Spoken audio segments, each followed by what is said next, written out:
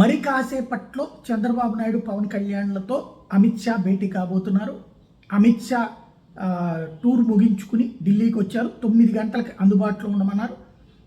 ముందే చంద్రబాబు నాయుడు నేషనల్ ఛానల్కి సంబంధించిన కాంక్లేవ్ కోసం వెళ్ళిపోయి ఉండటం, పవన్ కళ్యాణ్ ప్రత్యేకించి మళ్ళీ ఢిల్లీకి ప్రత్యేక విమానంలో వెళ్ళటం, టోటల్గా ఇద్దరితో కూడా రాత్రి 9 గంటలకు ఇంటి దగ్గర అందుబాటులో ఉండమన్నారు.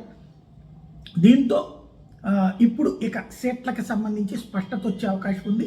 ఈ రాత్రికి ఏ క్షణంలోనైనా అవకాశం వస్తుందన్నటువంటి, అంటే ఫైనల్ చేసేటటువంటి పరిస్థితి. ఎందుకంటే ఇంతకుముందు బీజేపీ కోరడం అయితే 10 పార్లమెంటు స్థానాలు 25 అసెంబ్లీ స్థానాలు కోరిందన్నటువంటి అప్పుడు జరిగిన ప్రచారం. ఇది అమిత్ షా అడిగారు అన్నట్టు. అది ఎంతవరకు వాస్తవం అమిత్ షా చెప్పలేదు, లేదా బీజేపీ చెప్పలేదు, ఇటు చంద్రబాబు చెప్పలేదు.